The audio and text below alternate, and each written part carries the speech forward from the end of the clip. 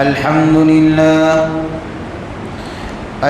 لله نحمده ونستعينه ونستغفره ونؤمن به ونتوكل عليه ونعوذ بالله من شرور أنفسنا ومن سيئات أعمالنا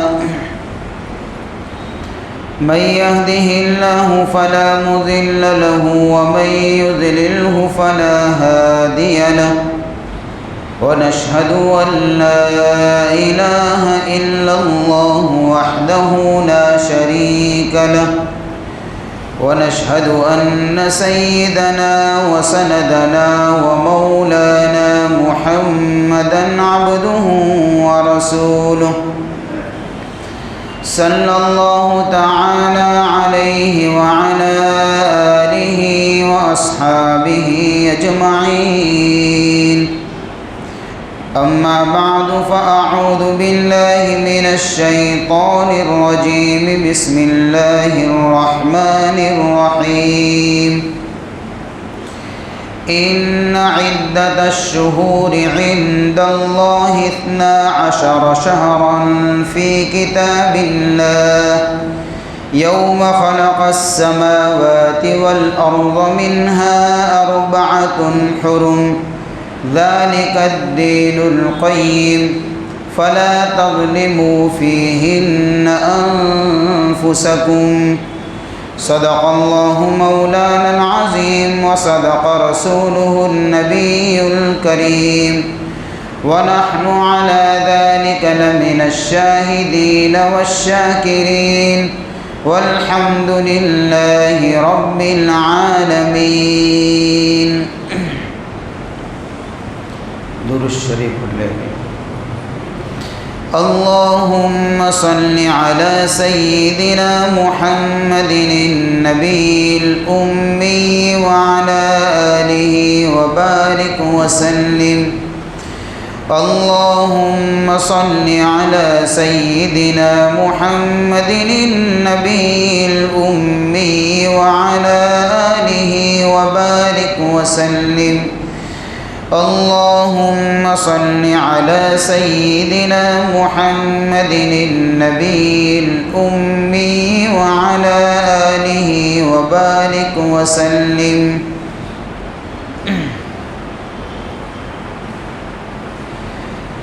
قابل قدر محترم دوستوں اور بزرگوں، اللہ نے اس کائنات کو بنایا، پیدا کیا، وہ اس کا خالق اور مالک ہے.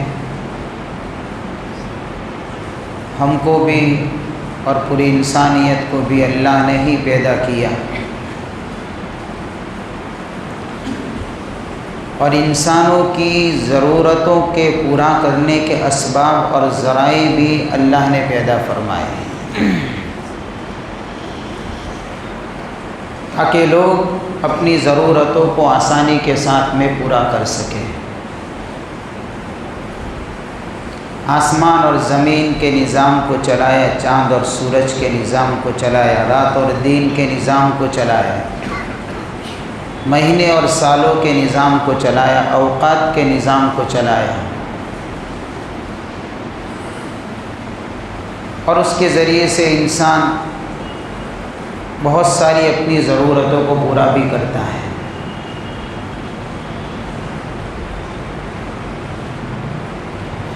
اس میں سے یہ جو نظام اللہ نے چلایا ہے، ماہ و سال کا نظام،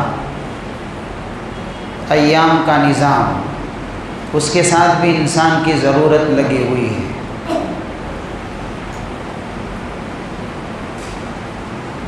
آدمی ہر وقت محتاج ہوتا ہے وقت کے حساب لگانے کا. ہر معاملے کے اندر اگر وقت کا حساب لگائے گا تو اس کا معاملہ صحیح طریقے سے انجام تک پہنچتا ہے. زندگی کے ایام کا حساب وقت ہی کے ذریعے سے لگے گا. بچپنا کون سا رہا، جوانی کب آئی، ادھیڑ عمر تک پہنچا، بوڑھاپا ہوا، موت ہوئی، زندگی ملی، یہ سارا نظام یہی دین اور سال کے ذریعے سے لگاتا ہے۔ اپنے آباء و اجداد کی تاریخ، وہ کس زمانے میں تھے، ان کا زمانہ کیسا تھا، اسی سے پتہ چلے گا۔ حضور پاک صلی اللہ علیہ وسلم کا مبارک زمانہ کون سا تھا، یہی ماہ و سال سے پتہ چلے گا۔ اپنے آپس کے معاملات اسی کے ذریعے سے ہم طے کرتے ہیں۔ ہمارا فلانا معاملہ کس مہینے میں ہوا، کس سال میں ہوا، ہم نے کون سی چیز کس مہینے میں بیچی، کس چیز کو کس مہینے میں خریدا، کس سال میں خریدا۔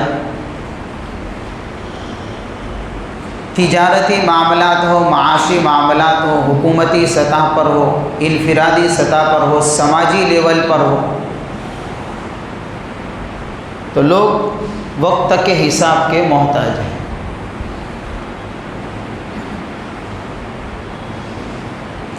اس وقت کے حساب کو اللہ نے دو طریقوں سے چلایا ہے، یعنی دو کیلنڈر ہے۔ کیلنڈر تو مختلف ہوا کرتے ہیں لیکن مشہور، ایک شمسی کیلنڈر جس کو انگریزی کیلنڈر کہا جاتا ہے، اور ایک قمری کیلنڈر جس کو اسلامی کیلنڈر کہا جاتا ہے۔ عام طور پر لوگوں کے معاملات کا تعلق شمسی کیلنڈر کے ساتھ میں ہوتا ہے، اسلامی کیلنڈر تو اور اس کی تاریخ اور اس کے مہینے تو وہی 2-4 کے علاوہ باقی مہینوں کے ایام اور تاریخ ہم کو بڑی مشکل سے یاد ہوتی ہے۔ آج اسلامی کون سی تاریخ ہے ہمیں بڑی مشکل سے یاد ہوگی، لیکن انگریزی کون سی تاریخ ہے تو وہ چھوٹے بچے کو بھی یاد ہوگی۔ بچے جب اسکولوں میں جاتے ہیں اور بلیک بورڈ پر دیکھتے ہیں تو ٹیچر اور ان کے جو سر ہوتے ہیں وہ آج کی تاریخ پہلے بلیک بورڈ پر لگاتے ہیں، اس کے بعد ان کا سبق اور لیسن اس کے بعد شروع ہوتا ہے۔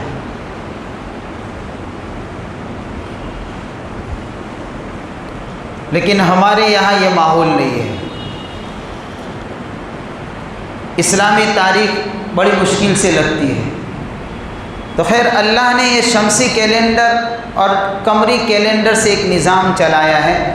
شمسی کیلنڈر انسانوں کا بنایا ہوا ہے، اس لیے اس میں امکان ہے، یہ بات ممکن ہے کہ اس میں غلطی ہوگی، اس لیے کہ انسان کی بنائی ہوئی چیز میں غلطی ہوتی ہے۔ اور قمری کیلنڈر کا نظام اللہ نے چاند کے ساتھ میں جوڑا ہے، یہ نظام اللہ نے چلایا ہے، اس میں غلطی کا امکان نہیں ہے۔ اس لیے اگر طاقتور اگر کوئی کیلنڈر ہے تو وہی قمری کیلنڈر ہے۔ اسلامی تاریخ کی خصوصیات میں سے ایک خصوصیت یہ ہے کہ اسلامی مہینے ہر موسم کے اندر گھما کرتے ہیں، ہر موسم میں گھومیں گے، یعنی دھیرے دھیرے اب رمضان بڑھتا جاتا ہے، کہاں ٹھنڈی کے موسم کی طرف جا رہا ہے۔ اگر ایسا ہو کہ ایک ہی موسم کے اندر رمضان کا مہینہ آئے تو ہو سکتا ہے، یہ پاسبل ہے یہ چیز، کہ کسی ملک والوں کو گرمی کے ہی روزے ہمیشہ رکھنے پڑے اور کسی ملک والوں کو ہمیشہ ٹھنڈی ہی کے روزے رکھنے پڑے۔ یہ ہمیشہ اگر ایک ہی نظام چلے گا تو گرمی والے جو ہے ان کے لیے بڑا مشکل معاملہ ہو جائے گا، اور انسان کی فطرت اور طبیعت کے اوپر سیٹ اپ نہیں ہوگا یہ معاملہ۔ اس لیے کہ موسم کے اندر جب اسے مہینے اور عبادتیں گھما کرے گی تو ہر موسم کے اندر عبادت کرنے کا مزاج پیدا ہوگا اور طبیعت اس موسم کے اوپر سیٹ اپ ہو جائے گی۔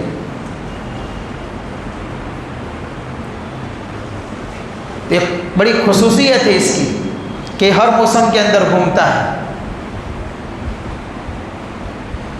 اور عبادت کا تعلق قمری کیلنڈر کے ساتھ میں، یہ بات ٹھیک ہے کہ شمسی کیلنڈر کے ساتھ میں، انگریزی کیلنڈر کے ساتھ میں، یعنی سورج کے ساتھ میں بھی عبادات کا تعلق ہے، جیسے نماز کے اوقات کا حساب سورج کے ذریعے سے لوگ لگاتے، اب تو گھڑیاں آ گئی، جب گھڑی نہیں تھی تب لوگ سورج سے لگاتے تھے، بھائی طلوع کا وقت کون سا، غروب کا وقت کون سا، زوال کا وقت کون سا، یہ سورج سے چلتے تھے۔ اس وقت نماز پڑھنی ہے، مکروہ ہے، جائز ہے، ناجائز ہے، اس کے ساتھ میں بھی تعلق ہے عبادت کا، لیکن زیادہ تر تعلق قمری کیلنڈر سے۔ رمضان کے روزے کب رکھیں گے؟ چاند نظر آئے گا تب رکھیں گے۔ عید کب کریں گے؟ چاند نظر آئے گا تب کریں گے۔ بقرعید کب منائیں گے؟ چاند نظر آئے گا اس پر چلیں گے۔ زکوٰۃ کا حساب کب کریں گے؟ چاند کے حساب سے مہینوں کے اور سال کا حساب لگائیں گے۔ اس لیے جو لوگ سال کا حساب انگریزی تاریخ سے لگاتے ہیں یہ حساب غلط ہے۔ زکوٰۃ کا حساب، زکوٰۃ کے اندر جو ایک سال کی شرط ہے وہ اسلامی کیلنڈر کا ایک سال ہے۔ انگریزی اور اسلامی کیلنڈر کے دونوں سالوں کے بیچ میں تقریباً 10 دن کا ڈفرینس ہو جاتا ہے ایک سال میں۔ ابھی وقت نہیں ہے لیکن یہ تو بتا دیا میں نے۔ تو عبادات کا تعلق کس کے ذریعے سے؟ اسی قمری کیلنڈر میں سے ایک مہینہ ہے شعبان کا مہینہ جو ابھی چلتا ہے۔ یہ بڑا عظیم اور مبارک مہینہ ہے، بہت بابرکت مہینہ ہے۔ اس مہینے کی برکت کا اندازہ اس سے لگا سکتے ہیں کہ جب شعبان کا چاند نظر آتا تھا تو حضور پاک صلی اللہ علیہ وسلم کے مبارک ہاتھ اللہ کے دربار میں اٹھ جایا کرتے تھے اور حضور یہ دعا فرمایا کرتے تھے، اللہم بارک لنا فی شعبان وبلغنا رمضان۔ اے اللہ شعبان کے اندر برکت دے دے اور عافیت کے ساتھ میں رمضان کا مہینے سے ہم کو ملا دے، پہنچا دے۔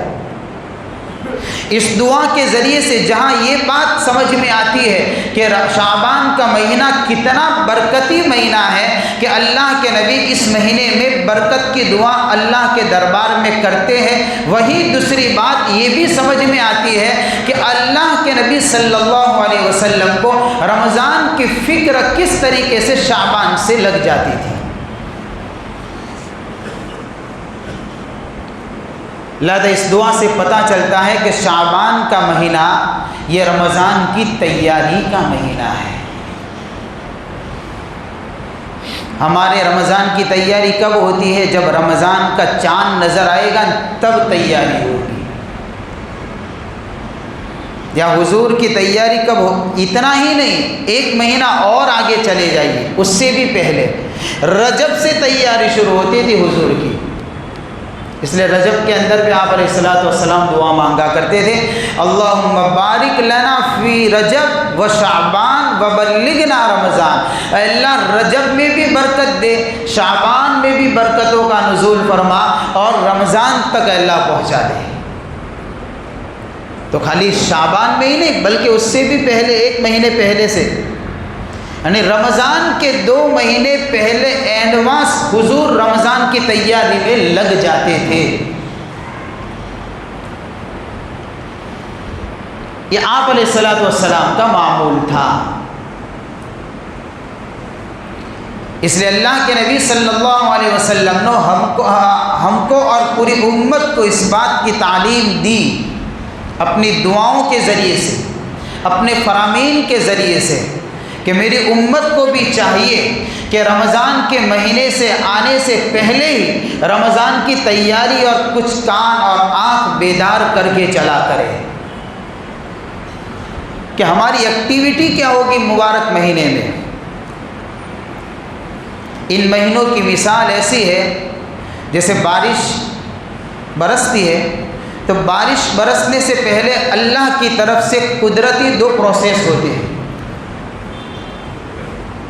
یہ اللہ کا نظام ہے، اس کے بعد بارش برستی ہے۔ ایک کیا ہوتا ہے؟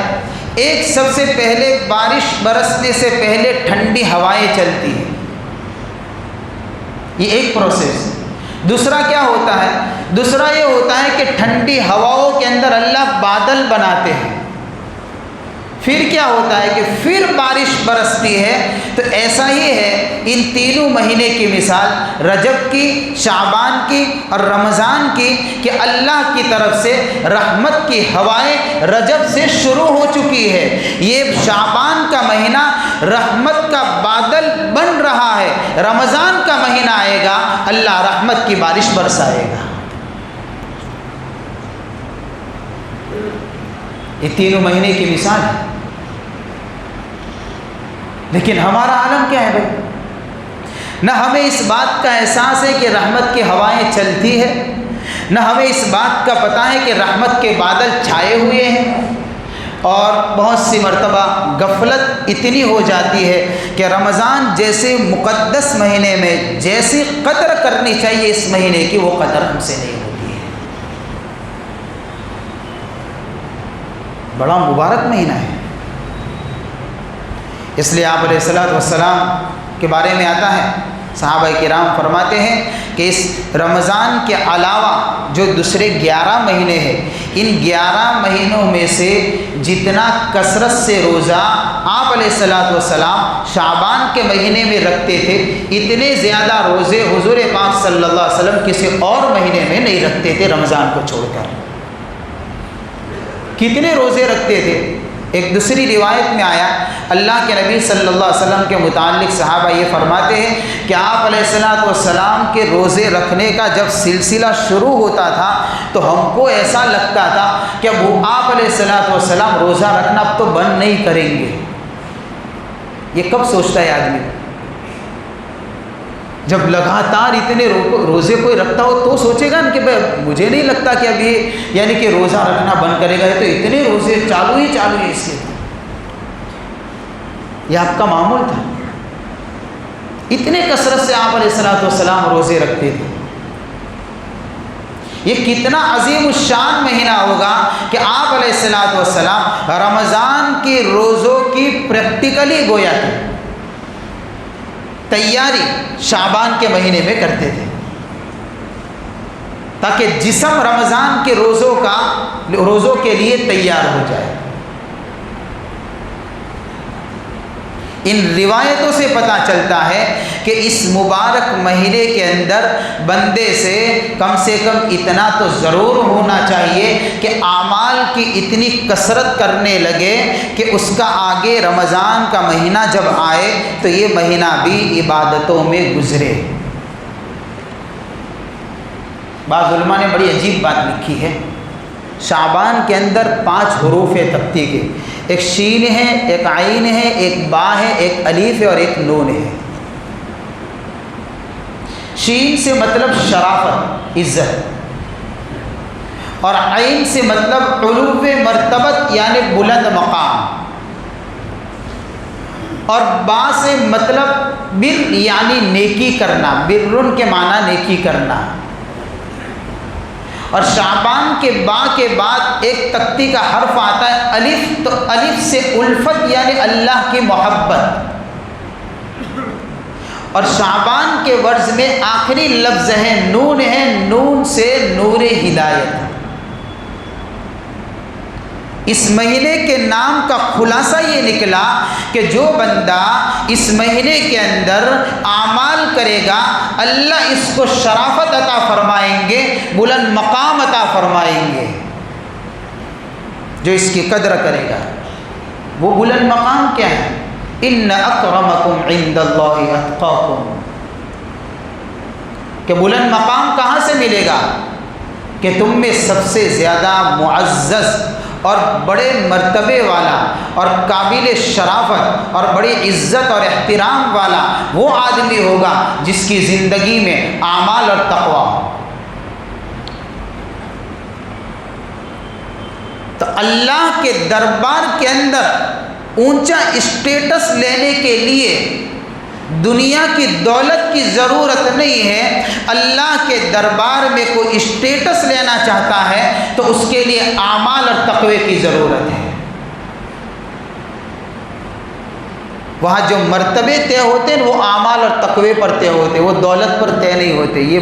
یہ دنیا کا رولز اور قانون ہے کہ یہاں جو مرتبے طے ہوں گے وہ دولت اور ڈگریوں کو دیکھ کر طے کیے جائیں گے، باقی اللہ کے دربار کے اندر عزت اور شرافت کا مدار اگر ہوگا تو وہ اعمال اور تقوی پر ہوگا۔ ان اکرمکم عند اللہ اتقاکم۔ پھر کیا ملے گا کہ جو اعمال کے ذریعے سے اس اسٹیٹس پر پہنچے گا تو اللہ فرماتے ہیں ان الابرار لفی نعیم، نیکی کرنے والے نیک لوگوں کو اللہ جنت میں جگہ عطا فرمائیں گے۔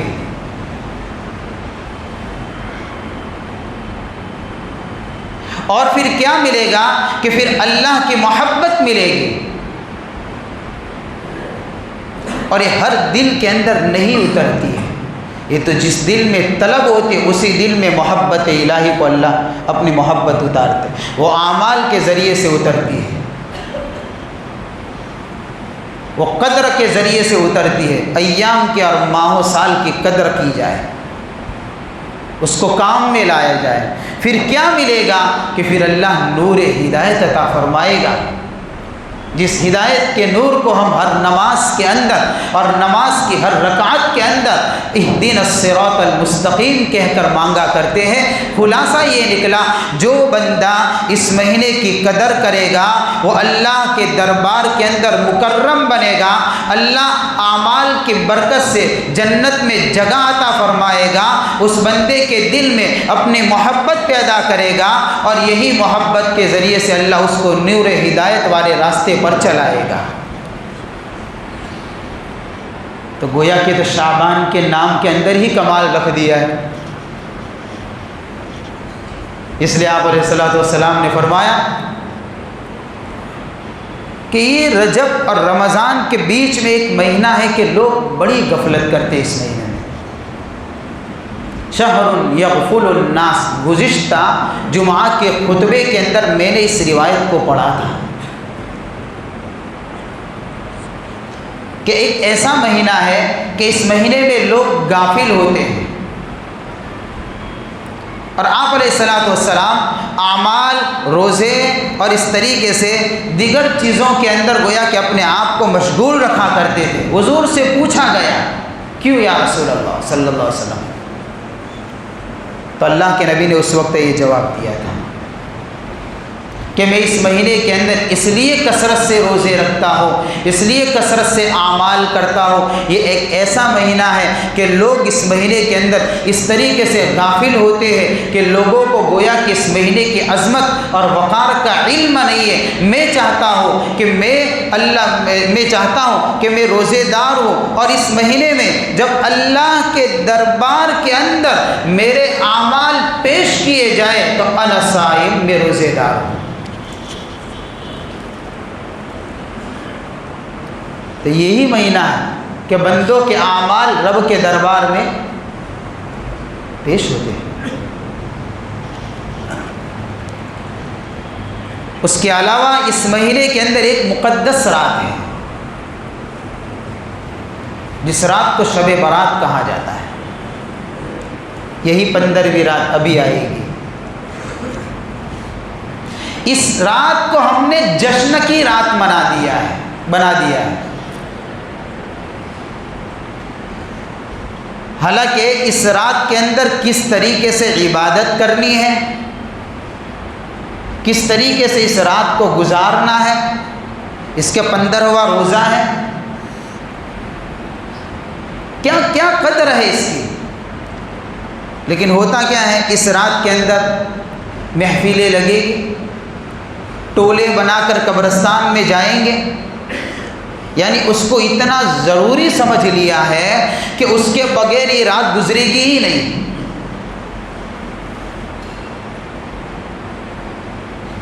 جو ایک عمل مستحب کے درجے میں تھا اس کو فرض کے اوپر لا دیا ہے ہم نے۔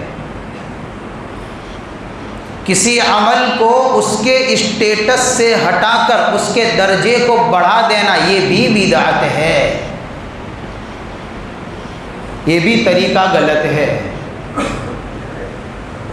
کوئی روزہ سنت ہے، مستحب ہے، اب اس کو اتنی پابندی سے رکھنا کہ آدمی یہ سوچنے لگے کہ بھئی رکھنا ہی پڑے گا نا روزہ تو 15 شعبان کا، یہ ضروری ہے، ایسا ضروری سمجھ کر رکھے گا تو اس کا روزہ رکھنا بھی بدعت ہو جائے گا، اس لیے کہ اس نے سنت کو فرض بنایا۔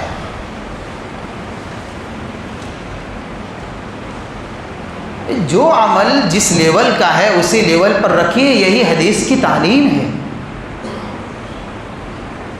ہم اس کو خامخواہ جشن کی رات بنانا، اچھا اس سلسلے میں ایک غلط فہمی یہ بھی ہے کہ لوگ یہ سمجھتے ہیں کہ 15 شعبان کے اندر 2 روزے رکھنے چاہیے۔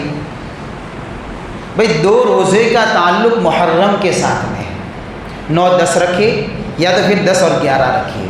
اب اس کو دیکھتے ہوئے ہم نے ہر جگہ کے اوپر 2 روزے شروع کر دیے، جہاں ایک تھا وہ بھی 2 کر دیے، تو کیا یہ طریقہ غلط نہیں ہے ہمارا؟ ہاں یہ مسئلہ الگ ہے کہ آپ علیہ الصلوۃ والسلام کے معمولات میں یہ بات بھی ملتی ہے کہ ہر مہینے کے یعنی کہ ایام 20 کے روزے بھی حضور سے ثابت ہے۔ ایام 20 یعنی چاند والی روشنی جو راتیں ہوتی ہیں وہ روزے، وہ کون سے؟ 13، 14 اور 15۔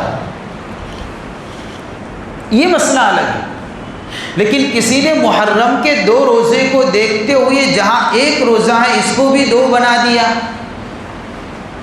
بھئی ہر جگہ پر 2 رکھتے ہیں ہم، تو یہ تو طریقہ غلط ہے ہمارا، تو اس لیے کہ ہم نے تو پورا عمل ہی چینج کر دیا، جتنا حضور سے ثابت تھا اس سے بھی زیادہ کر دیا ہم نے۔ 2 روزے کا تعلق محرم کے ساتھ میں تھا، ہم نے کسی کے ساتھ میں جوڑ دیا، اب یہ طریقہ بھی غلط ہے۔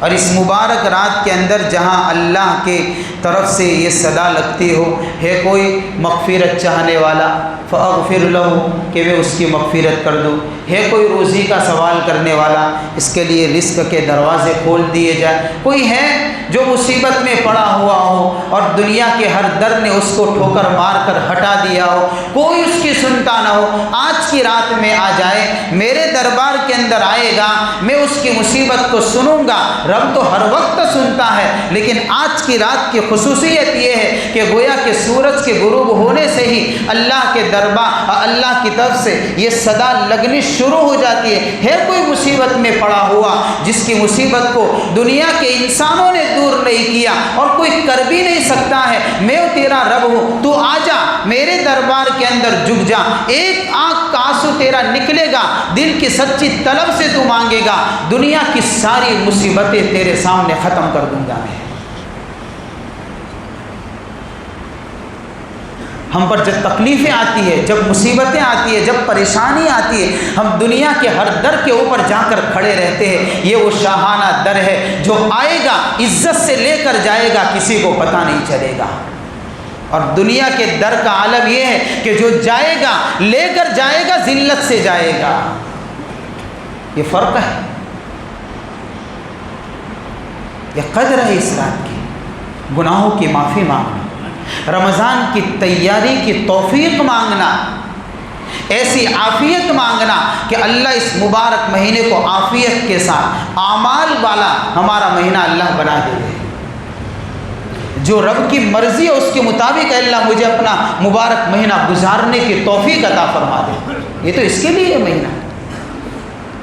لیکن میں نے شروع میں کہا کہ ہمارا حال ایسا ہو چکا ہے کہ ہمیں تو پتہ اس وقت چلتا ہے کہ شعبان گزر گیا جب رمضان کا چاند نظر آتا ہے، بیچ میں تھوڑی دیر کے لیے جاگ لیتے ہیں 15 شعبان کو، اس دن فجر کے اندر ماشاءاللہ مسجد بھی بھری ہوئی نظر آئے گی، صبح کے اندر روزے دار بھی نظر، اچھا عمل ہے، اچھی چیز ہے، لیکن پھر اس کے بعد کہ پھر 15 دن باقی پھر سو جائیں گے فجر کے اندر۔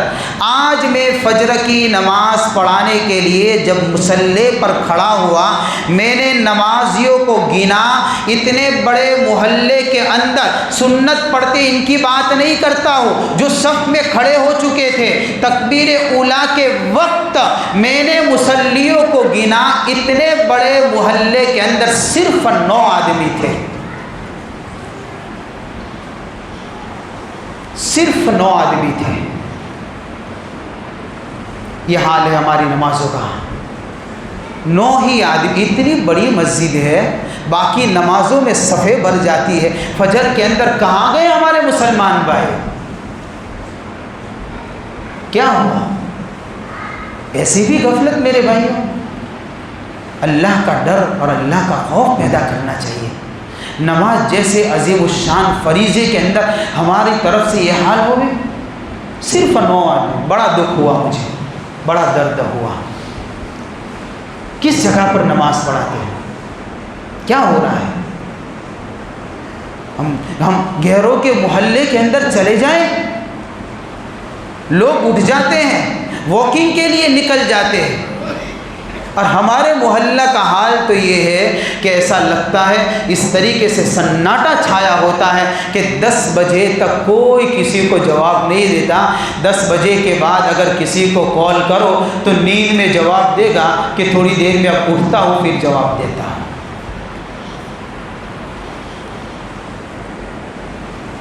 کیا کریں گے؟ یہ حال ہو چکا ہے۔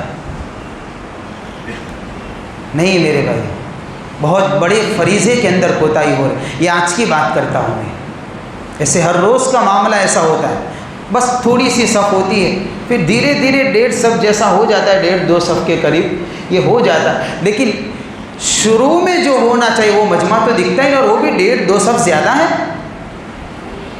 ہمارے محلے کے اندر یہ 1.5-2 صف ہم اس کو زیادہ کہیں گے۔ ایک ایک گھر کے اندر بالغ مردوں کا اندازہ تو لگائیے ہم۔ جو لوگ عشاء میں آئے تھے وہ فجر میں کہاں چلے گئے؟ روایتوں میں آتا ہے اللہ کے نبی صلی اللہ علیہ وسلم نے ارشاد فرمایا، جو بندہ فجر کی نماز میں سوتا رہتا ہے اس کے کان میں شیطان پیشاب کر جاتا ہے۔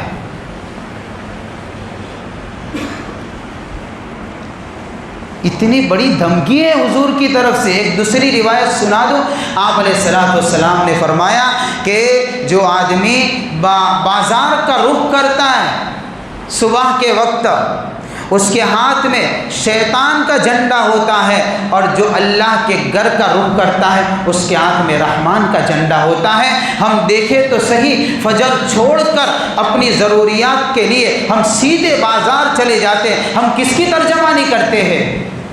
ہم کس جھنڈے کو تھام کر جا رہے ہیں بازار؟ سوچیں، وحید کو دیکھیں، آپ علیہ الصلوۃ والسلام کی ڈانٹ کو دیکھیں، اللہ کے نبی صلی اللہ علیہ وسلم نے کس کس طریقے سے امت کو سمجھایا ہے۔ اس لیے میرے بھائی، بڑا مبارک مہینہ ہے، شعبان کا مہینہ، پھر اس کے بعد آ رہا ہے رمضان کا مہینہ، اور دیکھیں رمضان کے بعد بھی بڑے مبارک مہینے شروع ہوتے ہیں، شوال سے وہ حج کے مہینے، الحج اشہر معلومات، وہ حج کے مہینے۔ اب اس کے اندر بھی دیکھیں گے تو ہماری طرف سے کوتاہی، ہمارے کتنے بھائی ایسے ہیں جن پر حج فرض ہے، حج کمیٹی کی طرف سے حج فارم بھرنے کی پروسیس بھی چل رہی ہے، کتنے لوگوں نے بھرے بھی ہوں گے، لیکن ہم پر حج فرض ہے۔ ہم آسانی کے ساتھ وہاں تک پہنچنے کا خرچہ اور وہاں سے ریٹرن آنے کا خرچہ جو عام طور پر حج کمیٹی کی طرف سے طے ہوتا ہے، اگر اتنا ہمارے پاس ہے ساری، یعنی کہ قرض کو مائنس کرنے کے بعد، تو ہم پر حج فرض ہے۔ اتنے بڑے عظیم فریضے کو ہم چھوڑ رہے ہیں، ہم کیوں نہیں کرتے حج؟ اب چھوٹے چھوٹے آزار ہمارے پاس ہیں۔ اب دیکھیے کبھی کبھار آدمی حج فرض ہے لیکن نہیں جائے گا حج میں، کیوں نہیں جائے گا؟ بھائی پوچھو بھائی کیا ہوا؟ بیٹوں کی اور بیٹیوں کی شادی کر دے ہوئے اس کے بعد جائیں گے۔ بھئی یہ تو فریضہ ہے، لوگ اس لیے بھی نہیں جاتے۔ کوئی کہتا ہے مکان بنانا ہے اس لیے میری مجبوری ہے اس لیے نہیں۔ بھئی مکان بنانا شریعت کے اندر ایسا کون سا فرض ہے؟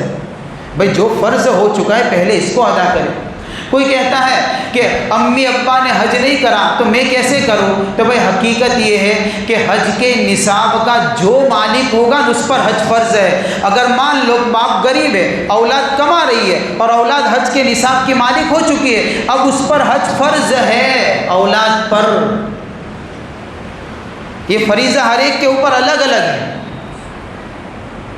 اب ہماری کمزوری کیا ہے کہ اگر کسی بچے کے اوپر، کسی لڑکے کے اوپر، اس کے اوپر حج فرض ہو گیا ہو، اور لڑکا اگر اپنے فریضے کو ادا کرنے کے لیے نکلتا بھی ہے تو لوگ باتیں کرتے ہیں اس نے اس کے باپ کو حج نہیں کرنے دی۔ یہ کیا طریقہ ہے ہمارے اندر؟ یہ کیا ہو رہا ہے بھائی؟ یہ تو اس کا فریضہ ادا کرنے جا رہا ہے۔ اب اس کی یہ پوزیشن ہے، اور فضائل کتنے بڑے ہیں کہ جو بندہ حج کرتا ہے تو اس وقت حج کے اندر حج کے سارے ارکان پورے ہو جاتے ہیں۔ روایتوں میں آتا ہے اللہ ایک فرشتے کو بھیجتے ہیں، وہ فرشتہ اس بندے کی پیٹھ کو تھپتھپاتا ہے اور کہتا ہے جا تجھے مبارک ہو، اللہ نے تجھے گناہوں سے اس طریقے سے پاک اور صاف کیا ہے جس طریقے سے تو آج ہی ماں کے پیٹ سے نکلا ہے۔ فرشتہ مبارکبادی دیتا ہے۔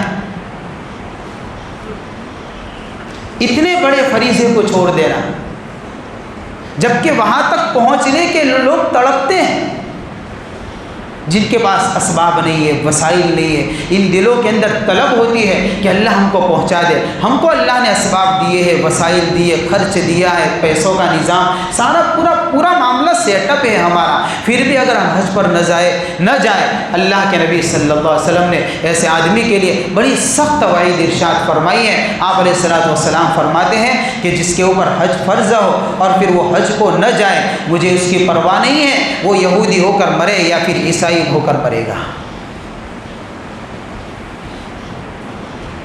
وہ کس حال میں مرے کوئی گارنٹی نہیں۔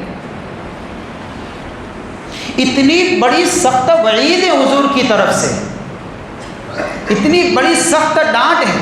اور دیکھیں ہم کس سے ڈرتے ہیں؟ بھائی حج میں جائیں گے تو اتنا بڑا خرچہ ہو جائے گا، عام طور پر لوگ اس سے بھی ڈرتے ہیں۔ تو آپ کے اور میرے ڈر کو دور کرنے کے لیے حضور کا ایک فرمان کافی ہے۔ اللہ کے نبی صلی اللہ علیہ وسلم نے ارشاد فرمایا حاجی فقیر نہیں ہوتا ہے، اس لیے ڈر ہے تو نکال دیجئے، یہ رسول اللہ کا فرمان ہے۔ حاجی فقیر ہوگا ہی نہیں، سوال ہی پیدا نہیں ہوتا، بلکہ اس کو تو اللہ اور زیادہ وسعت دے دیں گے، ہم کر کے تو دیکھیں۔ اس لیے دیکھیے ہر سال ہمارے پاس ایسے چانس ملا کرتے اور ہمارے اوپر ابھی تک یہ فریضہ باقی ہے۔ ہم دیکھیں ہمارے اڑوس پڑوس میں، ہمارے ملنے والوں میں، ہمارے تعلقات والوں میں، ہم دیکھیں بھئی کس پر حج فرض ہے، ہم جانتے ہیں، لوگوں کے حالات کو جانتے ہیں، اس کے پاس جا کر بیٹھے اس کو سمجھائے کہ بھائی اللہ کے بندے آپ پر فرض ہے، اب کچھ کوشش کرو، فارم بھرو، آپ کا نام نکل جائے گا، آپ کا فریضہ اتر جائے گا۔ ترغیب دے، تشکیل کرے، راستہ نکالے۔ ہم پر فرض نہیں ہے تو جس پر فرض ہے اس کے فریضے کی ادائیگی کے لیے ہم کچھ تو کر سکتے ہیں،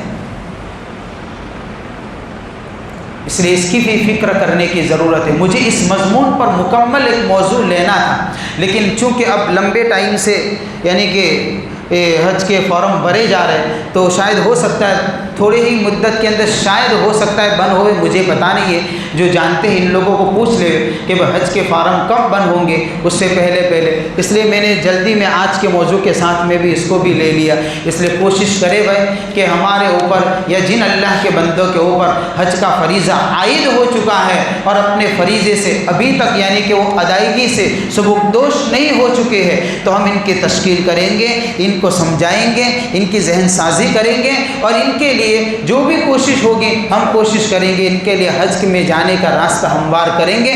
جانے والے پیدل جاتے ہیں۔ ایک بزرگ نے ایک غریب کو دیکھا، سورین کے بل چل رہا ہے، پورا واقعہ مجھے یاد نہیں، یہ تھوڑا سا خلاصہ سنا دیتا ہوں۔ سخت گرمی کی دھوپ تھی، تپش تھی، زمین کے اوپر سورج آنکھ برسا رہا تھا، پیر رکھنے کی طاقت نہیں تھی، لوگوں کو سورج کی تپش میں چلنے کی ہمت نہیں تھی، لوگ اپنے جھونپڑوں میں سائبانوں کے اندر، سایوں کے اندر اندر پناہ لیے ہوئے تھا، ایسے سخت تپش والی دھوپ کے اندر ایک بندے کو دیکھا ہے جو سورین کے بل اس طریقے سے سخت دھوپ میں چل کر جا رہا تھا۔ ایک بزرگ کی نگاہ پڑی، اس کو بلایا، یہاں آؤ۔ کہاں جاتا ہے؟ بیت اللہ کے حج پر جانا ہے کہ تھوڑی دیر کے لیے اللہ کے بندے رک جا، اتنی سخت گرمی کے اندر تو جائے گا، کیسے جائے گا؟ تو اس نے کہا کیا تم سمجھتے نہیں ہو میں چل نہیں سکتا ہوں؟ اگر میں حج کے ایام تک نہ پہنچ سکا میرا حج کا فریضہ ساقط ہو جائے گا۔ میں چاہتا ہوں رب کے دربار میں اسی طریقے سے چل کر جاؤ۔ ان اللہ والوں نے کہا ارے اللہ کے بندے اتنی سخت دھوپ ہے تو ایک کام کر، تھوڑی دیر کے لیے سائے میں آرام کر دے، تیرے لیے سواری کا انتظام کرتا ہوں۔ اس لولے لنگڑے آدمی نے بڑا عجیب جواب دیا اور یوں کہا میں تو تم کو بڑا اللہ والا سمجھتا تھا، لیکن آپ جیسا نادان کوئی نہیں، آقا کے گھر پر غلام سواری پر نہیں جایا کرتے ہیں۔ ہاں ہم کو تو اللہ نے وسائل دیے، ہم کو تو اللہ نے اسباب دیے، پھر بھی ہم نہیں کریں گے۔ کوشش کریں انشاءاللہ کہ جن کے اوپر حج کا فریضہ عائد ہو چکا ہے ہم جلد از جلد ہمارے اس فریضے کو ادا کرنے کی کوشش کریں گے۔ اللہ عمل کی توفیق عطا فرمائے۔